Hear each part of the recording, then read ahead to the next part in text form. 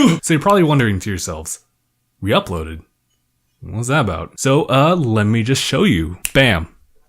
Copyright claim. January 22nd of 2018. Hi, DangIT Productions. Due to a copyright claim, your YouTube video has been blocked. Blocked.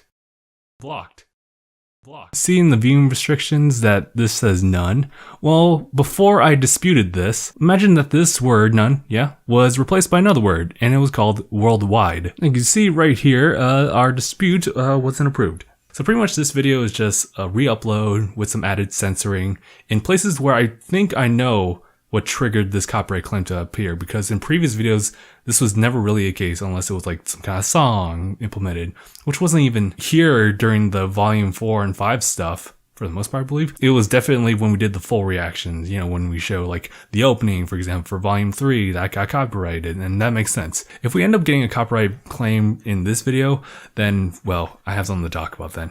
Regardless, there's going to be a rant video pretty much by next week. It should be coming out maybe before or after the finale of RWBY Volume 5. But yeah, expect that, and for now, enjoy the video. Hopefully it doesn't get copyrighted. That's why I say, like, what am I to do? It's another cinder. No, it's Dark Link.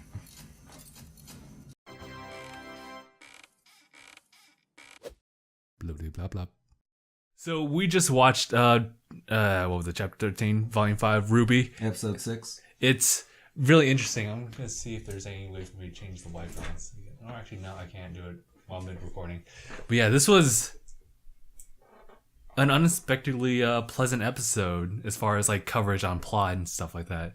It actually sped things quite along at a reasonable pace. How they dealt with Hazel, and how they kind of showed Adam what he's doing, as well as like Blake coming into this episode. I was actually shocked. You predicted right. She did show up for this episode. No, I predicted nothing. That commenter predicted something. Yes, it was another Justin. Samuel. He was saying like it was a healer, but the big point was that John's semblance could boost others' aura, because the idea is that aura heals the user. And I was like, oh, okay, so maybe it's like aura distribution. Like he gives his aura to them because he has that much more. I'm going to paraphrase some of it just to add words that I think he meant to put. I have my own feelings that John being a healer is too straightforward. What if John's semblance boosted others? I believe your aura heals you by itself.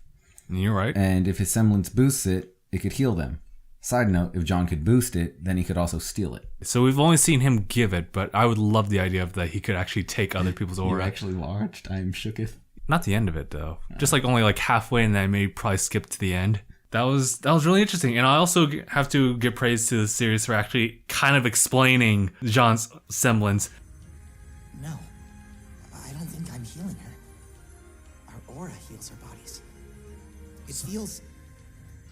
It feels more like I'm using my aura to amplify hers. Wait, Oh wow, that commenter got spot on. Yeah. Pure One's told me I've got a lot of it. I still believe her. Because that was literally a viewer question that would just be naturally brought up and to be further elaborated on, just like in speculation, but they actually elaborated on it more so in this one. So that was nice. I like how they were able to explain like, okay, it's kind of like it's really just a boost in someone else's aura when they are lacking in some. So with that, Weiss was able to recover, and she was able to summon the Hornet, which actually came in handy. I love how the Hornet can be used as a grapple now. Get over here. She's Scorpion. Yeah. Oh shit. That's a big ass bug. She got the Hornet. I don't think you saw that episode, but yeah. It's the one that got exploded. Dude, like Hazel put in like fire dust in them too. Which I love this little bit from Nora. The fact that she is pretty much like thunderproof. That she actually just threw Hazel. Proof thunder is a sound. Oh yeah. Yeah, you're right. I had to swap it over. Lightning proof. Sounds weird that way, but it is. And so, yeah, I'm just like really mixing up like the order of things happening, but just essentially when he gets thrown out, we see Adam, and then immediately following after there's Blake, and the whole idea of them planting a bomb on the comms tower, but actually being thwarted by Ilya, who was just like blending into the darkness, taking all the dust out. So I was like, wow. All right, that helps. Was it dust that she took out, or was it just it was color? wires? It was colorful. So I just say like it's dust. I think it was just like the wires that she pulled out, and like, oh, it won't blow up if you can't get the signal to the blowy part. That too. It could be that. But man, Blake was really prepared. She got more than just a handful of people. She got the entire like she island. Got all of Menagerie. Yeah. It's his brother. And then some. I can't shoot my brother. You gonna do it, brother? Liquid. Okay. All right. They're wires. Red, blue, yellow, white. I don't know which wire to cut. Take them all. I actually expected Adam to be much more of a threat, but here, like, Blake subdued him. Just the reason being is for once he was caught off edge. Normally he's the one that has everyone unbalanced and not exactly prepared for a fight. This time he was unprepared. Yeah. That's true. He only had like a small group of people here. Yeah, this was more of a spec ops thing for him, and an army came in, so it caught him really off guard. And he's more acting off of impulse than tact. Because I don't think there's been very many times when Adam just rushes in a blind rage towards someone to attack them. Give him. Yeah. That's a very uncalculated route for him. Give in to your hate. And just everyone else falling behind Blake just kicked the shit out of everyone else. Now, and that was just like 5 people. Yeah. And I have a problem with this scene in the case that, one, they all know that they lost. Everyone, all of the Black Fang? The White Fang? White Fang? All the White Fang know they lost. They just lost. Them standing there, they feel demoralized. And then he tries to blow up kill everyone, including his men. And there was already dissension in the ranks from that. Mm-hmm.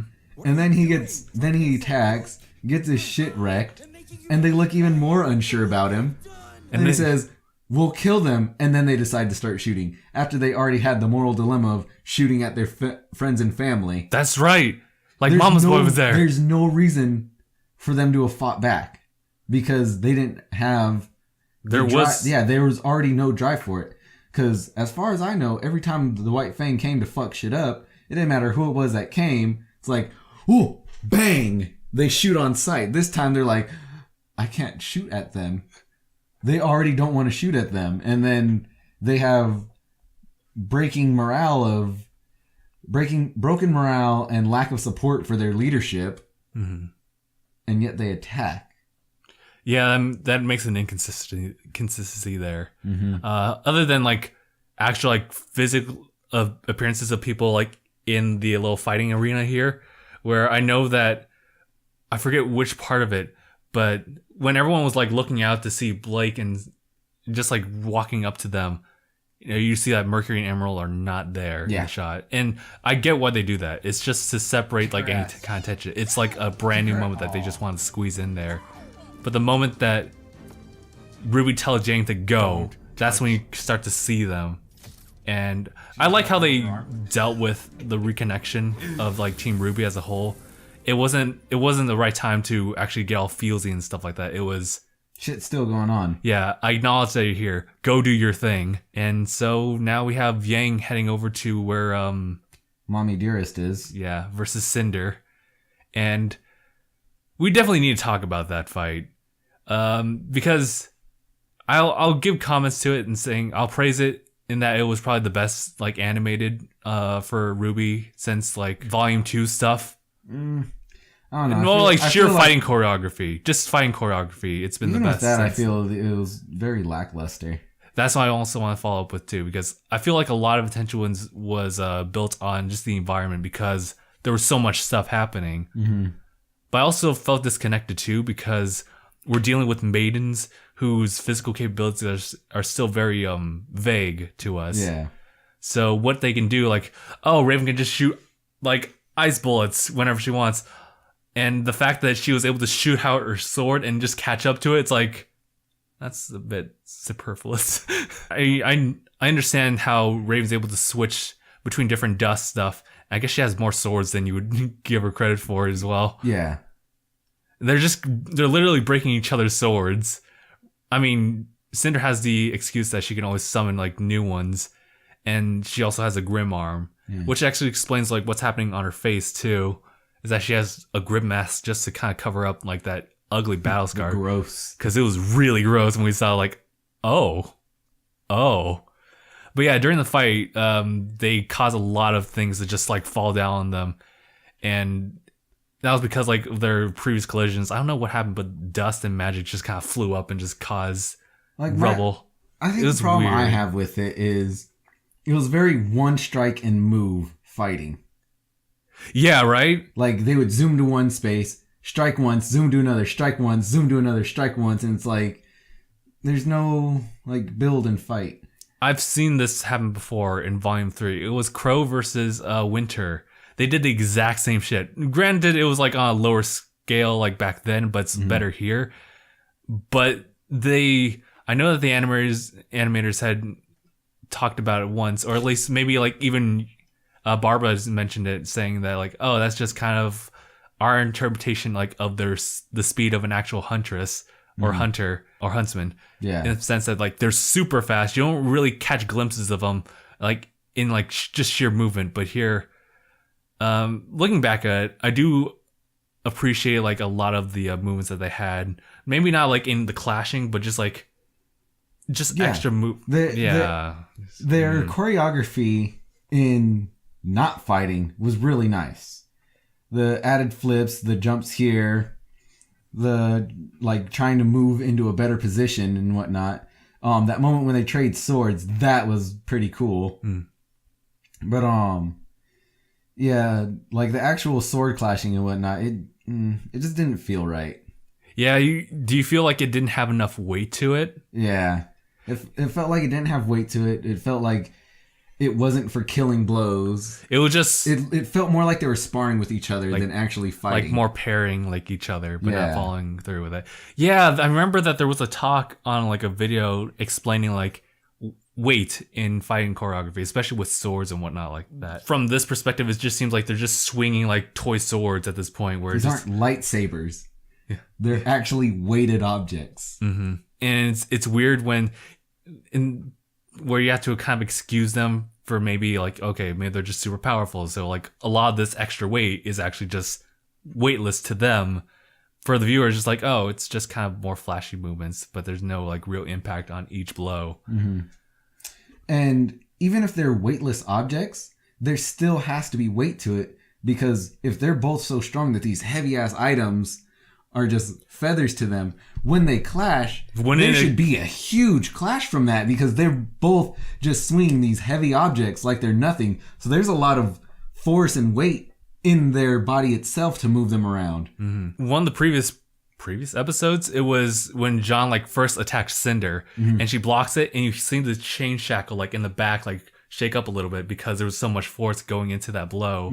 That was weight expressed. Here it's just like you only really get to see it when there's sparks coming out and just causes like rubble to fall down. But that's like later after the fact of the blow happening.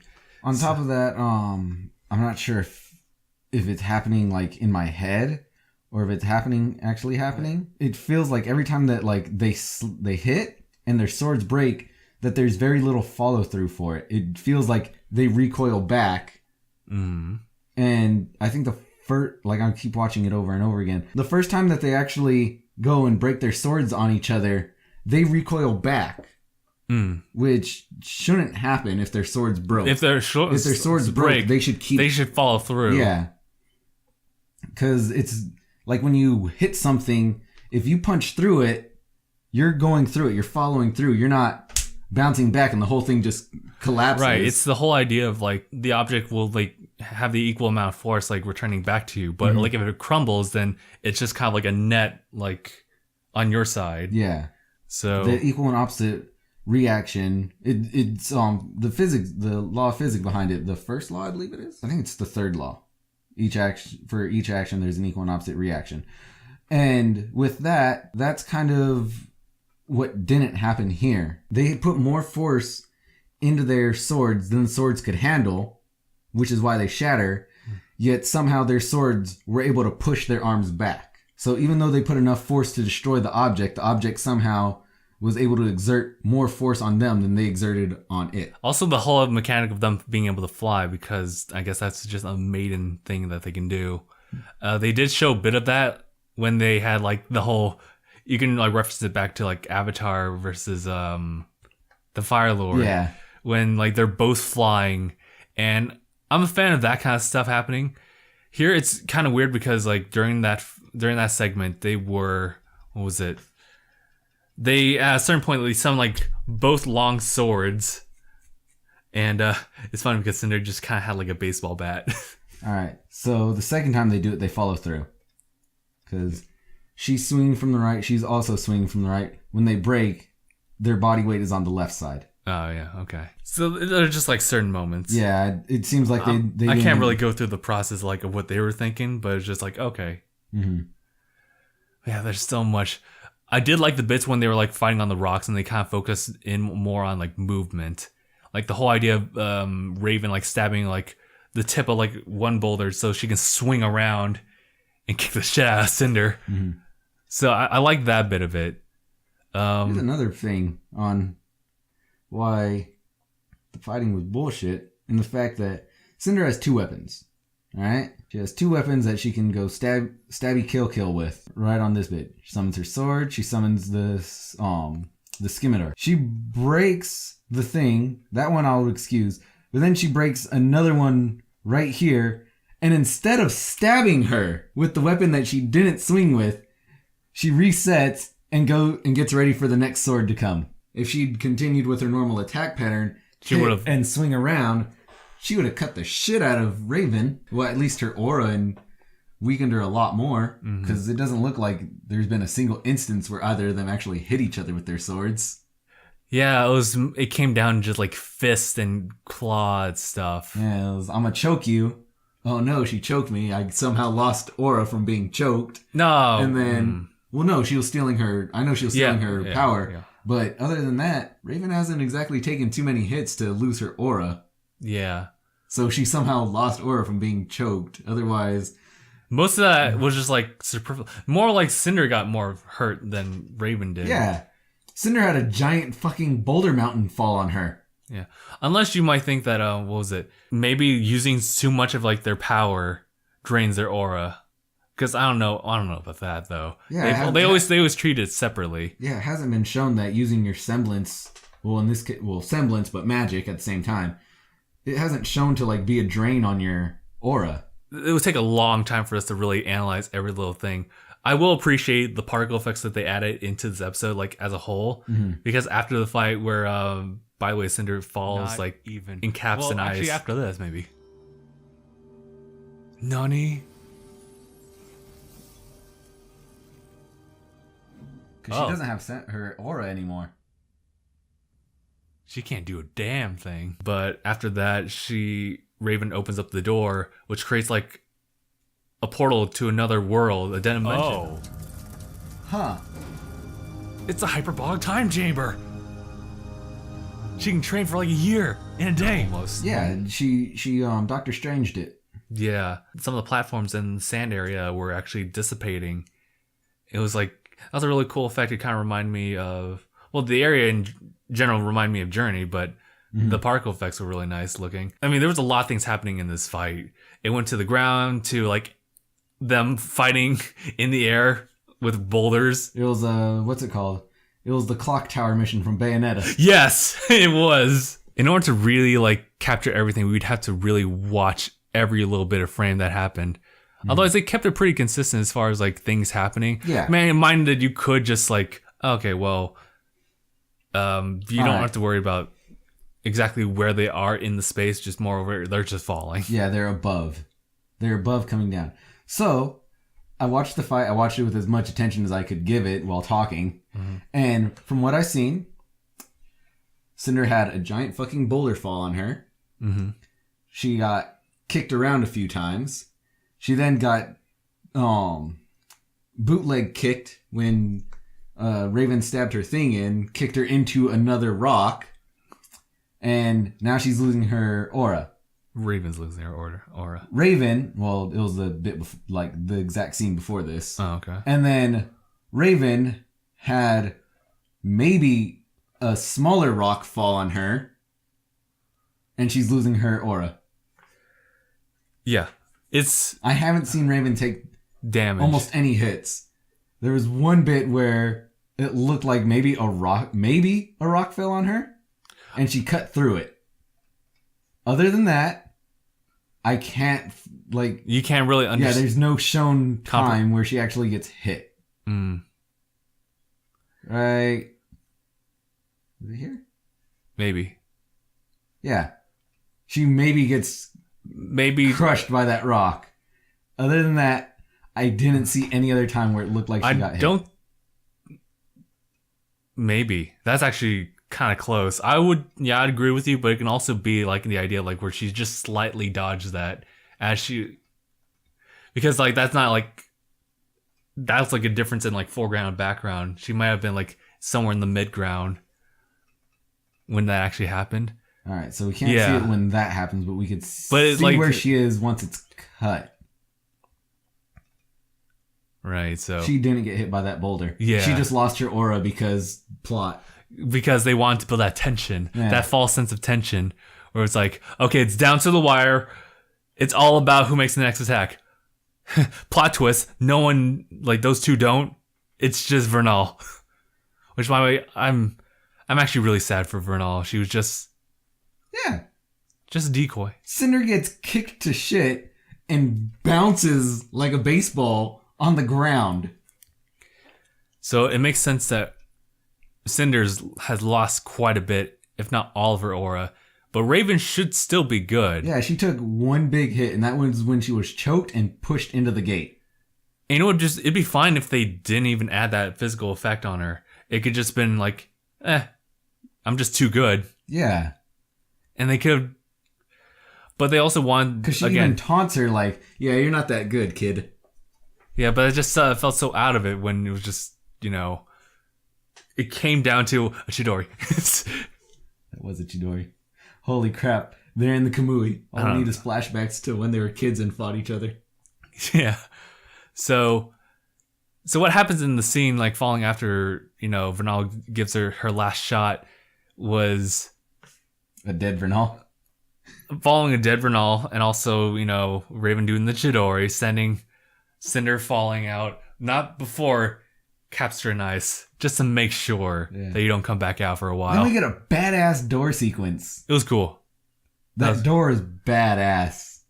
Like the way they did it, and the way they show how they did it in the credits, like their concept art. Yeah. Where it's like, all right, there's 1, 2, 3, 4 of them, and they slide open into petals. Like, that's so awesome. That's nice. Extra, but awesome. We need that. Right? And so it does open up a new portal, which it almost looks like a really bad green screen, to be honest. But I get it's because of the heat and everything like that. But and it's a really bad green screen. But yeah, I do. That does look cool, how it's like decaying into the ether. Yeah. But then Raven just sees the relic, but not before she enters in. What was it? A gunshot. A gunshot, which was just like getting like landing, taking the shortcut. It's like, you know what, this elevator's taking It took her too long. Oh yeah, the elevator ride was way faster than her jumping down. Yeah, that's right. She just fell. That entire fight, she's falling. Yeah, and you know that fight is happening after she jumped because the whole citadel shakes and there's no Yang to be found in that area. Yeah, it's a lot to take in, but I'll say this, like, as far as how much content they covered, I'm totally fine with this. For the animation, in my opinion, it was fine. It wasn't something that I would like remember for a while. I still think that Volume 1 and 2 animation were still just as memorable, as far as it's just like so many things connecting. And here it's like not so much weight. And maybe that's because of the fact they're maidens and they're just like strong enough for that. But then there's also the environmental impact that they can do. I have a question. Mm-hmm. Who's this douchebag? Oh, that's Leo. That's Leo. Leo's cowarding right over there. Okay, so he's still here. Yeah, he's still here. All right, gotta give it to him. They remember their characters. So where's Jean?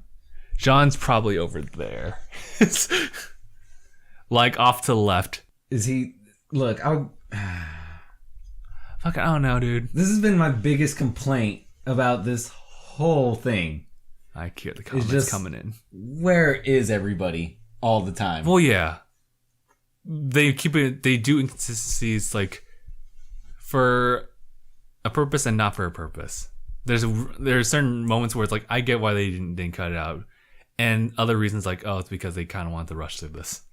Or rather, they just wanted to push through and finish it off. Because I don't see Nora, Ren, or Jean. They could be off. I can excuse that. Like, okay, well, maybe they're just off in the distance because Ren's like really badly injured. Nora's fine, but she cares so much about Ren, and then John's probably the healer. Yeah, but Nora took the initiative to say, I'm going to fight Hazel. That's true, but And Hazel's right there. Hazel's down, but right now she went over to Ren like after she just knocked the shit out of him. I don't know anymore, man. It's a lot. It's a lot to take in. We'll see the finale, what they're gonna patch up, and see the whole confrontation between Yang and it better not end up as a fight. They probably won't make it into a fight, but just like the confrontation between Yang and Raven, seeing what's going on. It's going to be a fight, and Yang's going to lose her other arm. That's so mean. I do like how that was a cool little bit where, what was it, Mercury grabs for like the mechanical arm, and you see that flash of like, oh, I'm gonna fucking punch you in the face, but then she lets go. Yeah, like literally. There's more important things than knocking your block. Right. And I'm gonna go handle it. Handle it. Do you guys see what I have to put up with? You see what you're gonna end up putting up with in this episode discussion? It's too many complaints versus like, oh, that's so cool. No, you're just seeing a lot of kids right now just complain about this. I don't know. There are some inconsistencies here. For me personally, it's totally fine. It would be cool to see what they do later on as far as like upping the animation, stuff like that later in different volumes. But for now, they definitely come a long way since like volume 3. I think my favorite things were the description of Jean's semblance and I guess Cinder just falling down into that chasm. That's also a favorite moment of mine. Also the whole reunion with like, I think Jean's semblance was like the only bit where I don't have something to complain about. Yeah, it makes sense. I like it because it's also not broken. Mm-hmm. He just has a lot of it. Just a lot of it. And they've already established that he has a lot of it. Mm-hmm. Holy crap, he's the Ninetales. He is Ninetales, but he can use that. He can use that aura for himself as well. He just needs to use it. Wait a minute. Jean plus equals carry the 1. Dude, he can heal people. He can heal people. Well, doing all that math just indirectly he can heal people. just do all that math just for something that was established 2 episodes ago. Wait, carry the 1, 2. We had lunch today. But yeah, he can indirectly heal people. I'm not sure if he can steal aura. That would be cool. That'd be really cool, but we'll see if he's able to. He just learned this thing, okay? So we'll figure it out later. I could just imagine like too much aura. I guess for someone who uses aura offensively, he can really be a support for that person particularly. He's just one of them freaking gas station chargers where it'll charge, but it's gonna take all day. It's gonna take too long of an episode. All right. I guess that's pretty much it. For me, it was a solid episode. So we'll carry on to like chapter 14. Jean's a dick because he could have healed, who's his name? Crow. I don't think he can heal Crow right now. Healed Crow. Not right now. Not right now. But when they fought the fucking horseman thingy.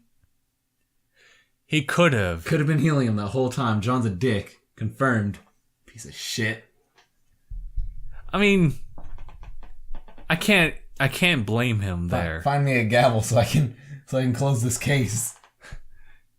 No, it's because of the fact he didn't even know what his semblance was. So like he Even if he could, he couldn't. I'm just like the United States government. Ignorance of the law is not an excuse. Court dismissed. Damn, dude. I didn't know. That's not good enough. Boy. You know, I call bullshit. Here we go. I call bullshit on the fact that her, Weiss's aura healed a hole in her, sealed it up, probably stitched together some very severed organs and whatnot. Mm-hmm. Why can't Yang's aura build her an arm?